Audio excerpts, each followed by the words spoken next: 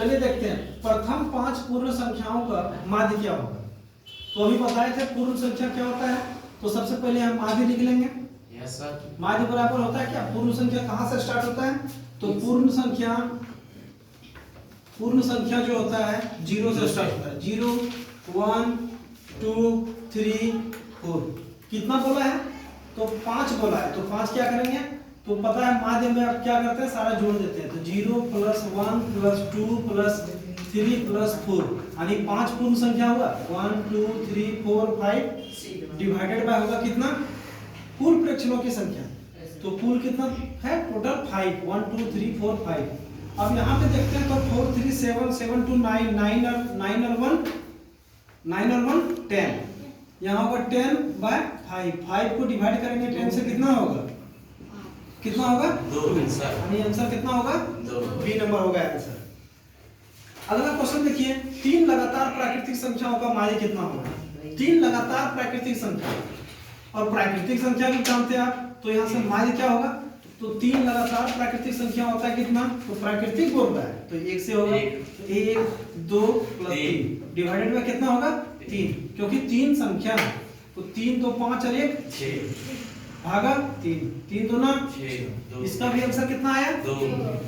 अब देखिए फिर उसी तरह का क्वेश्चन है, प्रथम 10 सम प्राकृतिक संख्याओं का माध्य निकालिए। तो आपको पता है सम संख्या, तो सम संख्या कितना होता है,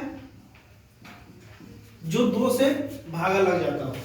तो 10 सम प्राकृतिक संख्या बोला जा रहा है, तो कितना होगा, तो 10 सम बोल रहा है तो 2 होगा 4 होगा 6 होगा 8 होगा 10 होगा 12 होगा 14 होगा 16 होगा 18 होगा 20 होगा 10 हुआ। देखिए क्वेश्चन देखिए, प्रथम 10 सम प्राकृतिक संख्याओं का माध्य कितना संख्या बोला है, 10 सम प्राकृतिक बोला है। तो देखिए तो 1 2 3 4 5 6 7 8 9 10 यही संख्या का जोड़ना पड़ेगा यहाँ पे, यानी यहाँ से माध्य बराबर कितना होगा, तो सबको जोड़ दीजिए।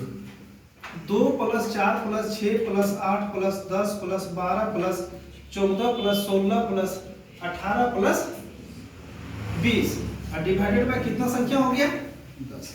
अब यहाँ पे जोड़िए टोटल, तो कितना हो गया यहाँ पे 8 6 14 4 18 18 2 20 20 और 8 28 28 6 28 और 6 हो जाएगा आपका 34 34 और 4 38 और 2 40 40 का 0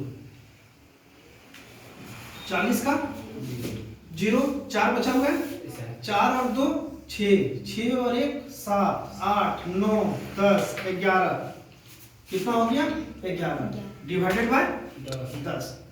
तो यहाँ से 1 0 से 1 0 कैंसिल, यानी आंसर कितना आया, समझ में आया नहीं। इसी तरह से 4 नंबर देखिए, 4 नंबर बहुत अच्छा क्वेश्चन है।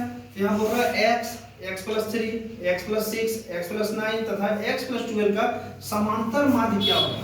तो समांतर माध्य क्या करेंगे, इसमें से हम यहीं पे बना देते हैं। ये क्वेश्चन दिया हुआ है, आप लोग क्वेश्चन लिख लिए होंगे।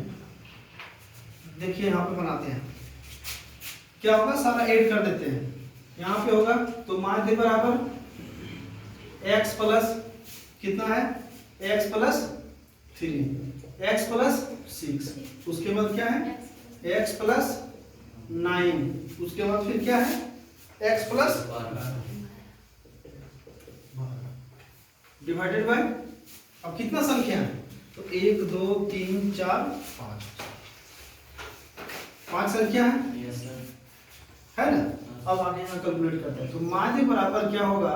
अब देखिए यहाँ पे 1x 2x 3x 4x 5x, यहाँ 5x होगा प्लस, यहाँ कितना है 3 और 6 9 9 और 9 18 18 और 12 30 कितना होगा 30 डिवाइडेड बाय 5।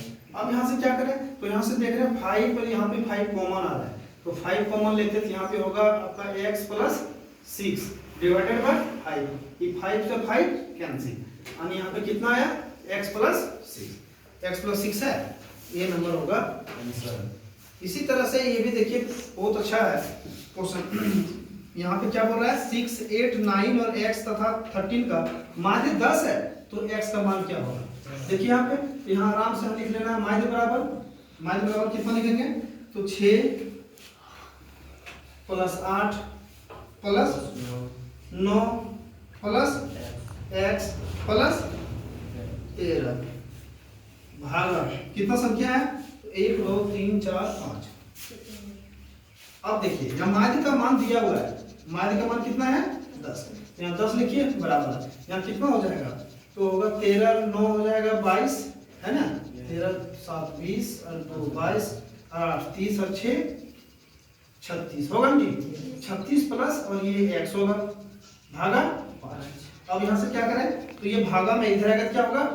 तो 50 बराबर यहाँ हो जाएगा 36 प्लस x।